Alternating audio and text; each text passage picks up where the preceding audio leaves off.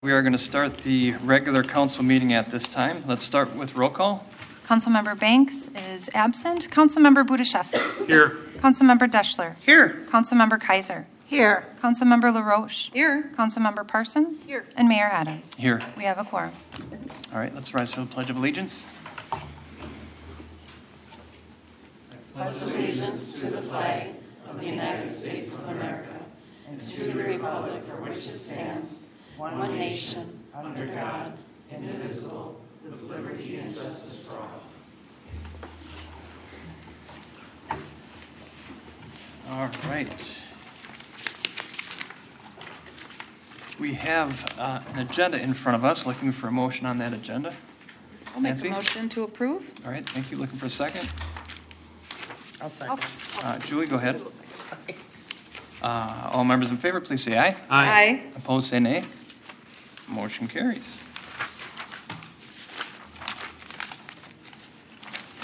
Looking at EDA, come on. All right. Next, we have our consent agenda. I'll read that into the record at this time. First item is the approval of the minutes for the following meetings. First is September 3rd for the council meeting, and for that same date, the work session. Second item is approval of the list of license applications submitted by our city clerk to the city council. That list is on file in her office. Wait, I think there's more. Third item is a resolution accepting the following donations: $182.21 from the donation boxes for the Crystal Canine Unit, and then $3,000 from West Metro Fire Relief Association for the 2020 Crystal Frolics, and then approval of a resolution establishing deed restriction for Becker Park. That is our consent agenda. Looking for a motion on that. Olga? I move approval. Thank you. Looking for a second. I'll second. Therese, thank you. All members in favor, say aye. Aye. Opposed, say nay. Motion carries. Next is open forum. Do we have anybody wishing to speak during open forum? Do not. Nobody wishing to speak during open forum? Anybody? Never mind, we won't comment. Let's move on to the regular agenda then. First item is disbursements of $25,000 or greater. I think we have a list of them. Last time I only had 3, Olga. But not today. Custom Builders, Inc. First item is for the Becker Park project for payment number 5, $203,728. Golden Valley Joint Water Commission for July water costs, $196,945. SEH for final invoice for phase 14 and 16 for $30,751. SEP Manufacturing Company for the replacement tanker truck for $82,821. Hennepin County's assessors for the second half of 2019 is $93,000 even. Health Partners, Inc. for September health insurance premiums, $94,381. And then Minnesota Para for the employee and city contributions for pay date 9/6/2019, $58,381. Total disbursements of $25,000 or greater is $760,006.51. That is our list. Are there any questions on any of these items? All right, go ahead, John. 2 questions, if you don't mind. First of all, the assessment fees, is that a negotiated item, or is that just a flat charge? We have a 4-year contract, I believe, with the county, and so it's based on the number of parcels, and then there is a negotiable fee. It's not negotiable. It's based on how much new construction, how many additional properties they value every year. So right. No, not really. So, and then you said it's a contract, so that contract must be coming up here pretty soon, I would say, right? I think we just did one because they were trying to get all the cities on the same schedule. So Okay. I can't quite recall when it expires. Just let me know, that'd be great. Yep. And then secondly, the replacement tanker truck, is that just for the truck? Is that the truck and the tanker? What happened to the old truck and tanker? If you could give us a little light there. These are such good questions. I believe that is actually everything. for that the replacement water tanker truck. The old one sold at auction for, I believe, a little over $20,000 actually a couple weeks ago. And this one, that we actually ordered this back in December of last year. For what's the that's right. perspective on it? Yeah. That's right. Right. Sure of that. Yep. That's why I feel like we've bought it twice. So, You only paid for it this once. All right, Julie, did you have an additional question? Just on this SEH for the final invoices for 14 and 16, I mean, is this final? Yeah. Okay. Yay. Because it seemed like a few months ago we had an invoice for them, and I thought that was the final. So that one, I think, is for actually the utility recon coming up as the invoice you saw a couple weeks ago. The feasibility report for the recon, utility recon. So this is, closing out 14 and 16. I think Okay. 15 we have some final numbers working with the contractor to get that closed out as well. Okay. All right. That was it. Anything else? All right, looking for a motion. Nancy? I'll make a motion to approve the list of disbursements over $25,000. All right, awesome. Thanks. John? I second that motion. Thank you. All members in favor, please say aye. Aye. Opposed, say nay. The motion carries.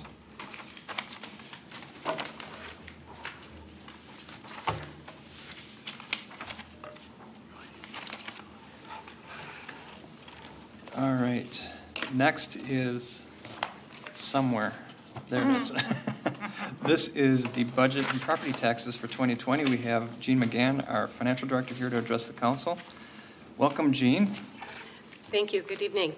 Well, we're here this evening to talk about the 2020 proposed property tax levy and general fund budget, as well as we'll also ask you to pass the HRA levy and set a public input date, in accordance with the regulations that go along with the overall budget process. So the City Council has met many times since April to talk about the 2020 budget as well as the long-term plan. And as in all of the discussions, the council goals were highly considered because the council goals to create a thriving business climate and to develop the fiscally sound policies and practices and communicate those policies out to the community, as well as creating the strong neighborhoods and building inclusive communities so that all feel welcome, are really the core components of what this overall 2020 budget is. Now, as you recall, last year we did pass the first two-year biannual budget.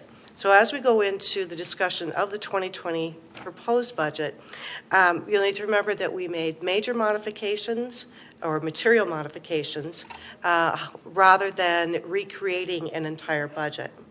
Before we get into that, though, I did want to talk a bit about the 2019 legislative updates. Levy limits are not in effect for 2020. The local government aid allotment, that will remain stable for 2020, and there will be further discussions as far as the local government aid allotments in the future. There are new regulations that specify that 5% of retainage held on contracts must be paid out within 60 days of substantial completion, and there's very limited exceptions to that. And effective July 1st of 2019, employees returning to work after being discharged from military service may be eligible to purchase additional service credits relative to PERA. Now, as we look forward to the 2020 budget, the information projected on the screen is in regard to the general fund budget. And as you look at this, and I'm going to go over all of the changes within the budget here in just a moment, but at a high level, taxes and assessments have increased about $680,000 when compared to the 2019 budget. Another significant difference is intergovernmental revenue with a decrease of $135,000.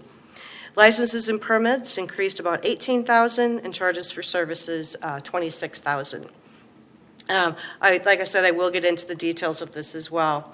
The expenditure summary, as we look at that, we have an increase in our first category of City Council administration, elections, legal, and finance of $90,000. The police department has increases of $246,000. The fire department, $63,000. Community development, $77,000. Streets, parks, building, forestry, and engineering combined has an increase of approximately $75,000, with recreation at $68,000. Now, as I mentioned, we had a projected property tax increase for the general fund of $680,000. However, we did have some reductions for local government aid. As I was referencing, we had about $135,000 of decreases there.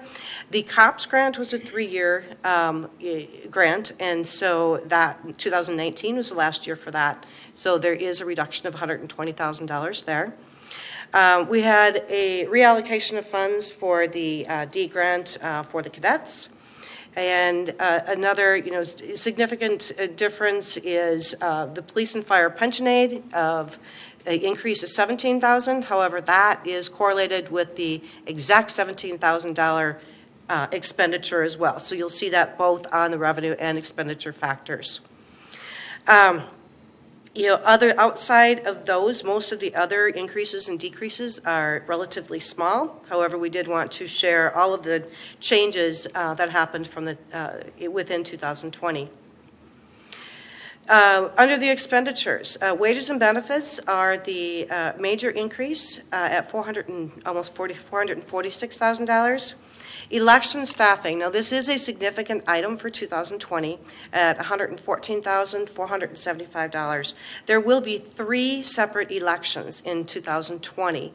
And so this is, like I said, a significant increase only for 2020. When we get to 2021, that $114,000 will be a very, very minimal amount for election costs. Professional services for finance did decrease by $25,000.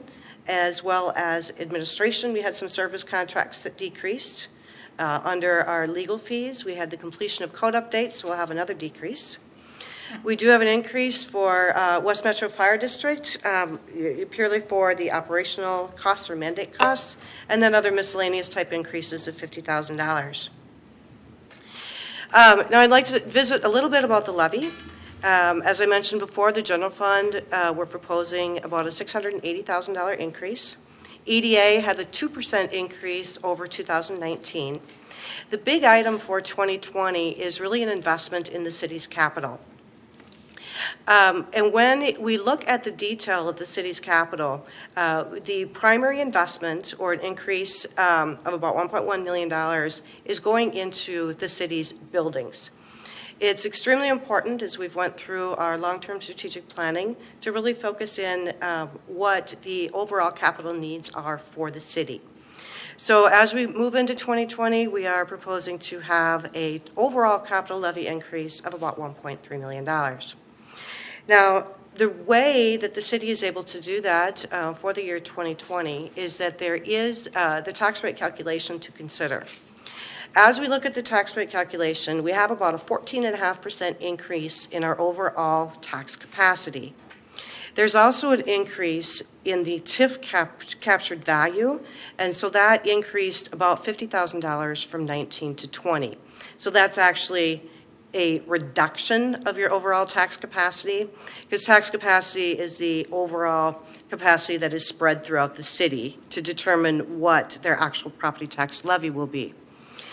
Along with that, we have to take into consideration fiscal disparities. Fiscal disparities is a way to equal out communities that have a large commercial industrial base to those that may be more of a bedroom community or have a less significant amount of commercial industrial properties within the community. So what happens then is that the city is proposing a certified levy of $13.3 million. From there, the city receives a fiscal disparities distribution from this pool of about $2.3 million, which means that as opposed to levying or having a $13.3 million levy spread throughout the city, Crystal will have a $10,998,000 levy. If you look at the bottom section of the slide, the city tax rate does have a slight increase. From 19, it was at 48.77, and for 2020, we're expecting 51.31. Now, how does this impact residential properties within the community? The median valued home is approximately $201,880. And as these calculations were considered, we did take into consideration that home values do increase slightly as well. And so for a median valued home at $201,880, we anticipated about an $80 city impact property tax increase, which that $80 equates to 9.03% property tax increase for the average valued home.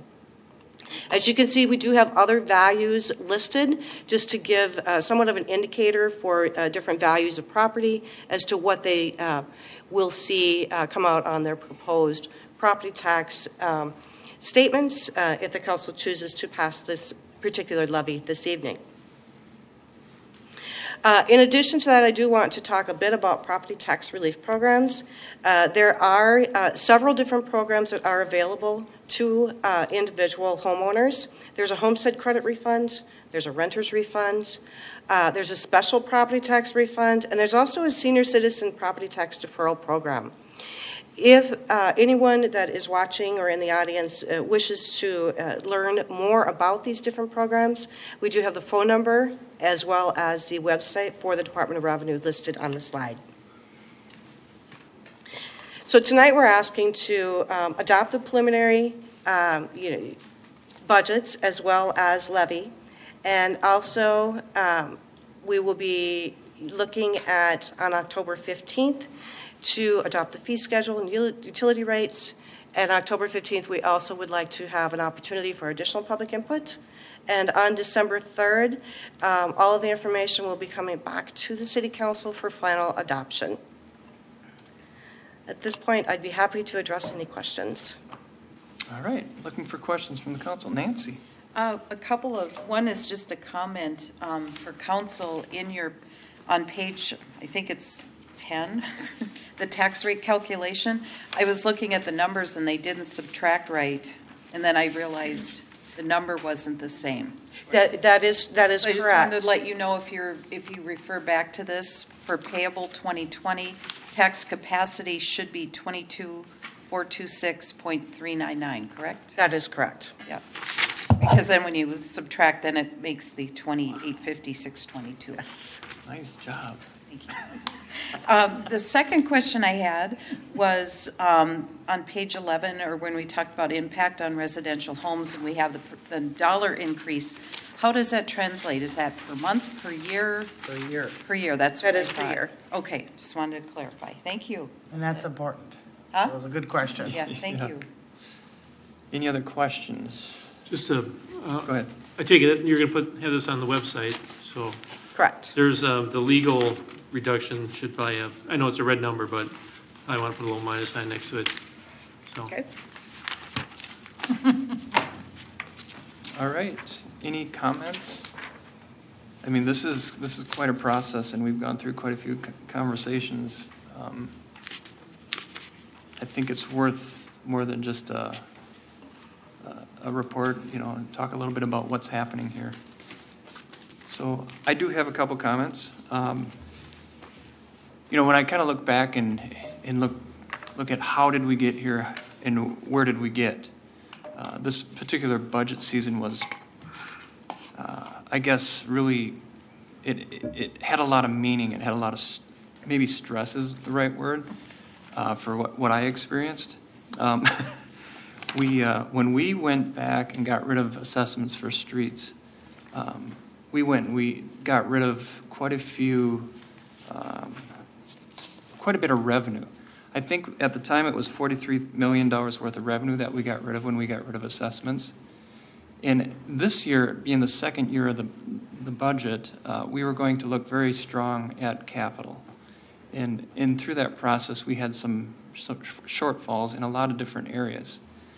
So pretty much we were going to have to raise the levy by a ton in order to figure out how to refund some of the things that we needed to deal with in the future.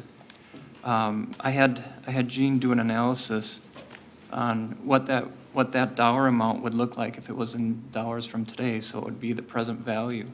That would be $60 million over the next 25 years we'd have to come up with to deal with our streets and some of our other shortcomings. So there was a lot of I guess, conversations as to how we're going to go about doing this. In this particular budget, I swear it's a gift.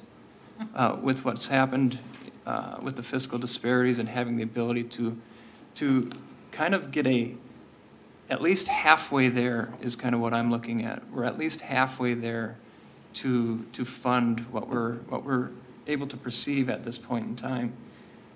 And any future increases for capital purposes are going to be kind of minute in comparison to what our original view on the whole capital picture was. So I am really excited with what this is accomplishing this year and how everything panned out.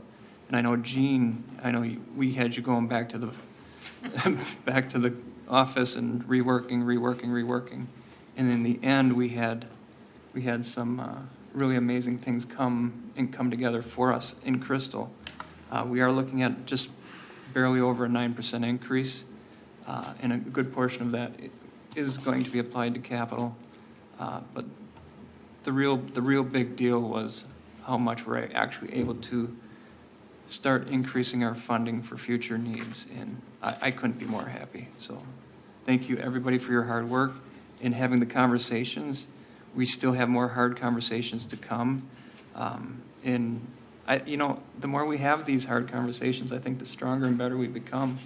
We understand more deeply what that looks like for our citizens, for each other, because, of course, we are citizens, and we're taxpayers as well, and we don't want to see those increase. So this is more than we've increased in a long time, but the progress we've made this year is immense, and I think it's important that we know that.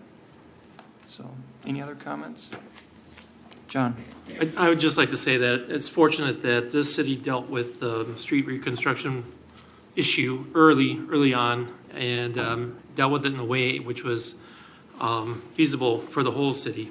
And with this budget, we do realize that there are quite a few people that are still paying assessments on their property for their street reconstruction. And I just want you to understand that, when we look at our surrounding cities that have no idea how to deal with their street reconstruction, we have completed that process. But yet, we look at every aspect of what it takes to run this city, and it's not cheap. We look at areas where we can retain, or in some cases reuse for a long period of time. And you look at the equipment that we have within the city. A good example, today we talked about the tanker truck. We planned well enough in advance so that we would be able to buy at a discount a vehicle and then resell the old vehicle, at a value that, helps drive down the cost of what it takes to run the city. A great example, St. Paul, for instance, they budgeted $20 million for street reconstruction, $20 million per year. And they say they're at least $30 million short of their goal. And if you've ever had an opportunity I grew up in St. Paul, if you've ever had an opportunity to drive in St. Paul, some of those roads are almost undrivable, and let alone what's underneath them. So I just have to say, as a councilman, as a member of this council, we look at every aspect. We ask the people that run those departments to, give us, a hard line, bottom line every time, and this is what we have going forward. And like everything else in this world, things just seem to cost a little bit more. And unfortunately, we understand and we try to put forward the best budget possible. And hopefully, like Gene said, we try to use the 2019 numbers and project them into 2020, and hopefully we end up ahead. And hopefully as years go on, and as we with each budget cycle, as we understand how things work, you as a citizen can realize that you live in a city where we care about you, we are concerned about the quality of life in this city, and we want things to improve if we can. So thank you very much, and thank you for your understanding. All right, any other comments? Looking for a motion? I'll do that. Figured I talked long enough. I'm all warmed up, right? Go ahead, John. Make a motion approving the 2020 proposed general fund budget, the 2020 preliminary property tax levy, and set public input dates for the 2020 budget and preliminary property tax levy. All right, looking for a second on that? Nancy? I'll second. Thank you. All members in favor, please say aye. Aye. Opposed, say nay. Motion carries. And you want to hit the... Yeah, I'll just jump on the second one right away. Thank you. A resolution approving the 2020 proposed Economic Development Authority property tax levy. All right, looking for a second. I'll Nance? second again. Thank you. All members in favor, please say aye. Aye. Opposed, say nay. Motion carries. All right. It's hard to see that go by so fast when it's so material. It's so material. All right. 5.3, that is considering a tentative acceptance of builder proposal for 5238 and 5244 Scott Avenue North. We have our Community Development Director, John Sutter, here to talk to the council. Welcome, John. All right. Thank you, Mayor Adams, council members. This is the last of our surplus property sales. These are two lots at directly adjacent on the north side of Siouxline Park in the Twin Oaks neighborhood. These lots, I'll explain in a moment again, but they have extremely challenging soils. So we put out there for proposals, only received one proposal. Same builder that made a proposal for the EDA lot earlier this evening, with experience dealing with helical piers and building homes in Crystal. And they have offered $51,000 for both lots. That's frankly more than I anticipated and estimated when we first looked at the surplus property sales a year ago. So these are the lots. Again, they're located at the north end of Siouxline Park on Scott Avenue in the Twin Oaks neighborhood. Now you'll note that, and this is the next item on the agenda, but the southerly lot is actually currently two lots. It was platted as a twin home site, similar to this one to the south and east. And as we discussed before, the council direction and staff recommendation is that we should combine these into a single-family lot for a single-family home because the market is very strong for those. And frankly, the twin homes haven't aged really well in that area. So that is the next item on tonight's agenda. But the poor soils here are down to a depth of around 25 feet. The builder is aware of that. We have a soils report that we have provided to the builder. So he is coming into this with his eyes open. There is a house plan in your packet. I didn't put it in the slideshow because it's just sort of an example, but it's the same house plan that he's built on Douglas Drive and some of the Galkey on-home lots. I want to point out, though, that that house plan would probably only fit on the southerly lot, the one that we're combining, creating out of two existing lots. The north one is narrower and extra narrow because there is a storm sewer pipe, I believe, or maybe it's a water main. But for whatever reason, we have a 15-foot utility easement on the north side of this lot. So the buildable area of the 5244 lot is a little narrower. So the builder is coming up with a custom design, and that will be presented to you along with the final plan for the southerly lot, the one we're combining, at the public hearing on October 15th for you to make a final decision on the lot sale. So we would like you to approve a motion for tentative acceptance of the proposal from Elon Marco Group for lots at 5238 and 5244 Scott Avenue North. All right, thank you, John. Any questions on this? I just, is the soil surrounding some of those homes, those lots kind of bad too? I mean, is it a whole neighborhood problem or just those lots? I mean, why would that soil be bad and say not adjacent lots? Well, I can explain it, but I wish I had kind of a mid-view aerial that would split the difference between the map on the left and the aerial on the right, because the one on the right is too zoomed in. There's basically an old slough, ravine, something that starts in the Kavanaugh neighborhood, kind of at the west end of the park, kind of a low area, goes under the heads north, goes past the railroad tracks, and goes right up to where Siouxline Park is. They platted this thinking they could build on it, and then the soil report actually was, when they figured out they couldn't build on it, they did a soil study and found that there had been fill placed in the location of these two lots on top of the organics and everything else. But because that's a ravine, at the bottom of the ravine, below that, there is good soil, and that's what's down 25 feet. So it's basically just an old an old ravine that was there a long time ago, but there is good solid material at the bottom of that. And that the helical piers they basically screw them into the ground until they lock in the good material, and that supports the weight of the structure. Okay. Are they the only builders that have used that in Crystal that we know of?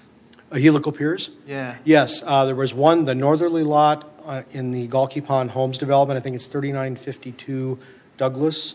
It encountered bad soils, and that it was the same builder, and it used helical piers there. And then also the house on our other surplus property lot I mentioned in the EDA meeting at 2949 Yukon over by Becker Park, that also used the helical pier method. Well, so we're kind of lucky to have somebody who's able to use that routinely and Yeah. use some of these lots Yeah. that are quote unquote unbuildable.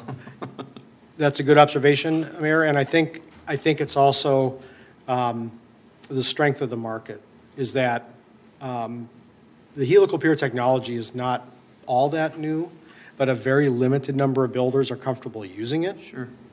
And also the strength of the market means that the economics work on some of these lots, and they wouldn't have worked a few years ago. Right. Yep, very good.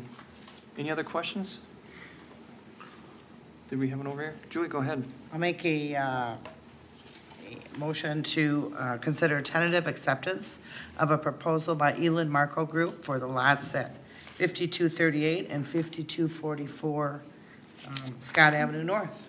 All right, very good. Go ahead, John. I second that motion. All right. All members in favor, please say aye. Aye. Opposed, say nay. Motion carries. Awesome. All right, John, the next item. Here we go. Sorry. Okay, thank you again, Mayor. This is related to the item we just discussed, the lot consolidation. It's very straightforward, 2 twin home lots. We'd like to combine them into a single-family lot that would meet our minimum lot requirements. The combined lot would be addressed at 5238 Scott Avenue North. We are asking you to adopt a resolution tonight that would approve the lot consolidation plat, which we would file with the county. No park dedication fee is required for lot consolidations because we're not creating new lots or new places for homes to be built. I do want to point one thing out, that when researching this, we noticed these lots are still kind of shallow. And throughout this development, you'll notice that the homes are built at a distance of 20 feet from the front and rear lot lines. There is a blanket variance that will be applicable to these lots, just as they are in the rest of the development. That was approved back in the mid-1980s and is necessary due to the dimensions of the lots.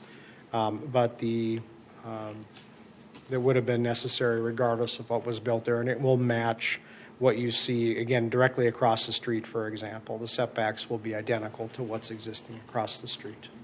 So with that, we'd ask that you adopt the resolution approving the lot consolidation, and we will be able to move forward with the lot sale after the hearing on October 15th.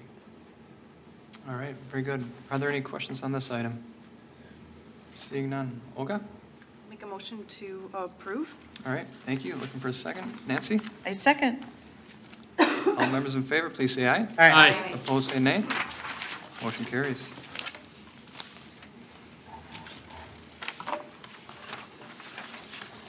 Next, we have Mark Ray to address the council. He's our Public Works Director. Welcome, Mark. Good evening, Mayor and council members. This one's pretty straightforward.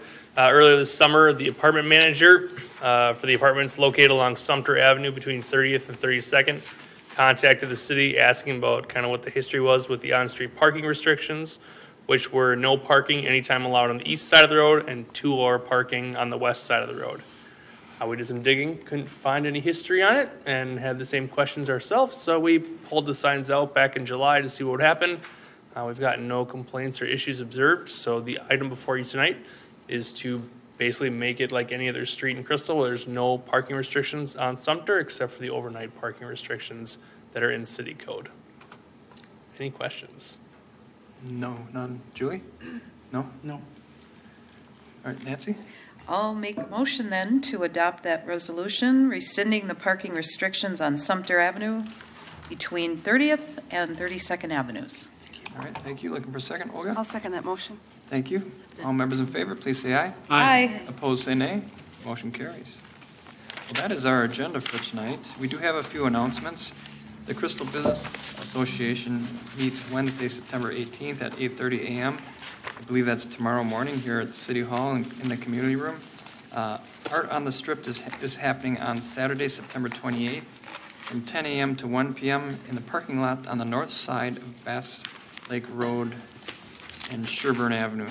I believe that's in conjunction with the Blue Line. It's part of the Cultivate Botno Cultivate. initiative. Okay, so Yep. loosely associated with. And there will be a community discussion about 2020 Crystal Frolics at 7 p.m. That's Monday, September 30th. That's coming up real fast at the community center at 4800 Douglas. I want to emphasize this one as much as I can because this is the opportunity for people to come and bring ideas. 2020 is going to be completely different, and this is an opportunity that we're going to have unlike any other we've had over the last 20 years to do something completely different in Crystal. So all organizations, all groups, all businesses, please come, send a representative there for that one. And then the next council meeting is October 2nd at 7 p.m. here at the City of Crystal, City Hall. And then local organizations are invited to lead the Pledge of Allegiance. At any meetings, please contact staff if you'd like to do that. That's Cub Scouts, Girl Scouts, or any other organization like that. And then, of course, city council meetings and work sessions are on our website for your listening and viewing, and that's at www.crystalmn.gov. Are there any other announcements that you guys have? Any of you have? Nancy? I don't have it in front of me, but when is the coffee with a cup? Chief Revering, can you? Do have that information. It is next Tuesday, the 24th. I think from 4:30 to 6 p.m. You see, I wasn't prepared for that question, Nancy. If you give me 2 seconds, I can look at my calendar. All right, go ahead. Anybody else have anything? No? Okay.